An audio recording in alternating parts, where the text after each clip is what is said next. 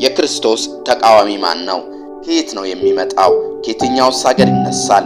የብዙ ሰው ጥያቄ ነው። በአንድ ጥንታዊ ድንጋይ ላይ ተጽፎ የሰፈሩ ትንቢታዊ ቁጥሮችና መጽሐፍ ቅዱሳዊ ሐሳቦችን የያዘ አንድ ድንጋይ እንደተገኘ ይነገራል። በዚህም ድንጋይ ላይ የተቀረጹ ትንቢታዊ ፊደሎች የዓለም መሪ የሚገለጥበትን ትክክለኛ ቀን እንደሚገልጽም ይነገርለታል። በዚህ ድንጋይ ከሰፈሩ ትንቢቶች መካከል ዓለምን ለማስተዳደር ስልጣንን የሚይዘው ሰው ከክርስቶስ ተቃዋሚ ጋር እንዴት እንደሚገናኝና የመጨረሻው ዘመን ድርጊቶች በጥልቀት ያብራራል።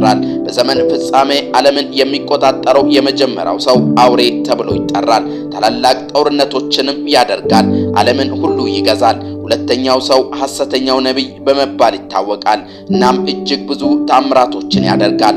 ሁሉም ሰው የአውሬውን ምልክት እንዲወስድ ያስገድዳል። ከነዚህ ሁለት ሰዎች መካከል አንዱ የክርስቶስ ተቃዋሚ ነው።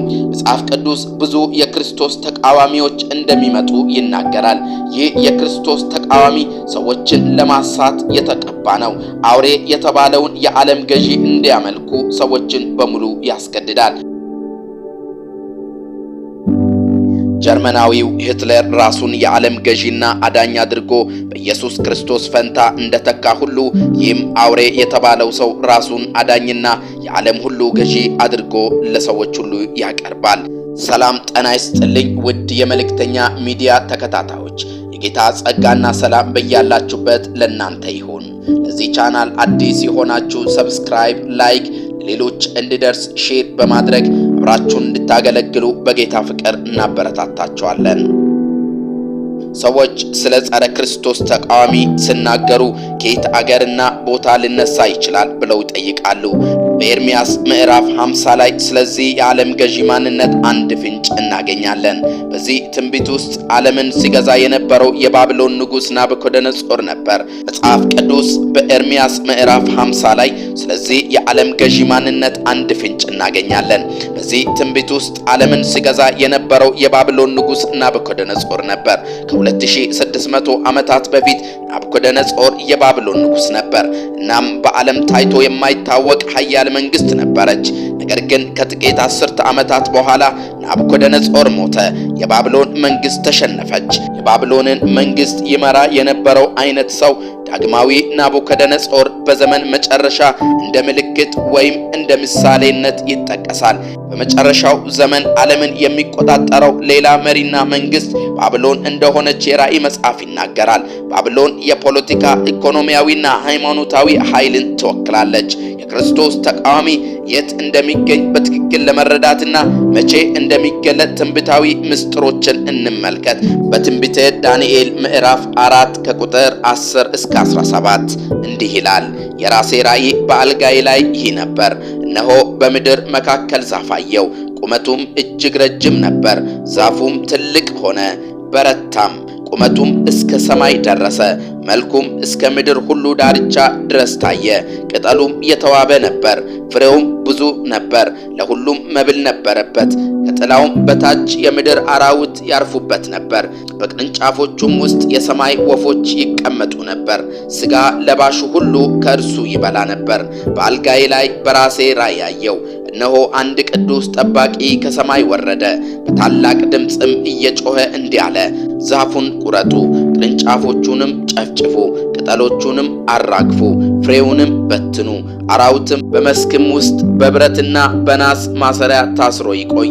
የሰማይም ጠል ይረስርስ። እድል ፈንታውም በምድር ሳር ውስጥ ከአራዊት ጋር ይሁን። ልቡም ከሰው ልብ ይለወጥ፣ የአውሬው ልብ ይሰጠው። 7 ዘመናትም ይለፉበት።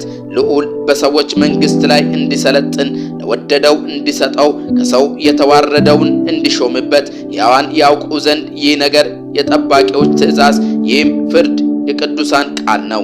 የጥንቷ ባቢሎን ንጉሥ ናቡከደነጾር አንድ ሕልም እንዳየ ይናገራል። የሕልሙ ፍቺ ዳንኤል ስፈታለት ዛፉ የናቡከደነጾር እንደሆነና አይምሮን አጥቶ እንደ እንስሳ የሚንከራተት ራሱ ንጉሥ እንደሆነ ገልጿል። ነገር ግን ከ7 ዓመት በኋላ ንጉሱ አይምሮ ተመልሶለት ባቢሎንን እንደሚገዛ በምዕራፉ እናነባለን። ከ1 ዓመት በኋላም ይህ ትንቢት ፍጻሜውን አግኝቷል። ከናቡከደነጾር ስለ ጸረ ክርስቶስ ምልክቶች 2 ነገሮችን እንማራለን።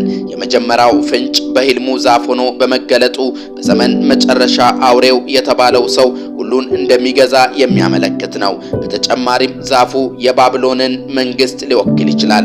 ሁለተኛው ፍንጭ የአውሬው 7 የአገዛዝ ዓመታቶች ናቸው።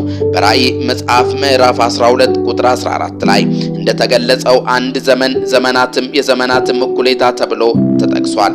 ይህ ማለት በቀን ሲሰላ 2520 ቀናት ሲሆን 7 ዓመታት ማለት ነው።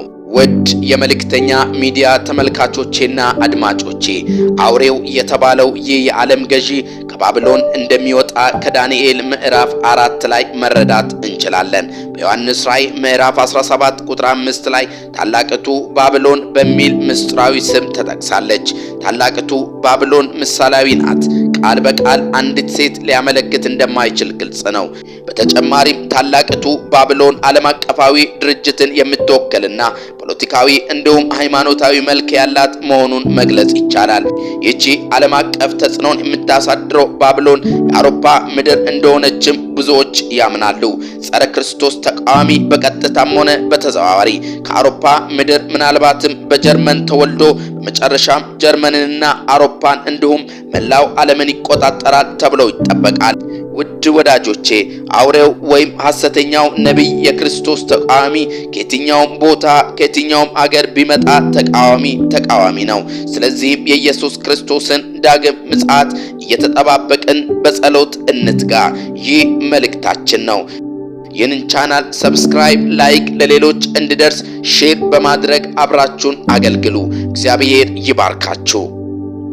October 1st, 1982, a new world power, a new Babylon, has been emerging in Europe, and most people don't recognize what has been happening. But what about the Antichrist? Helmut Kohl retired from politics in 2002 and died in 2017. He was not the end-time Antichrist who will lead the world. But his appointment on the exact day predicted in Daniel 4 allows us to understand where the Antichrist will come from. The Bible predicts that a man called the Beast, who is called the Antichrist by some, will rule over the end-time Babylon that has been growing in Germany and Europe since 1982. Just like Hitler, this man might be born outside of Germany, but he will eventually gain control over Germany, Europe, and the whole world. But don't believe me. The Bible warns that there will be many false prophets in the last days. One of these false prophets will be a powerful religious leader who will work together with the beast. This false prophet will use religion to deceive and control people. The only way you can avoid being tricked by false prophets is to open the Bible and see what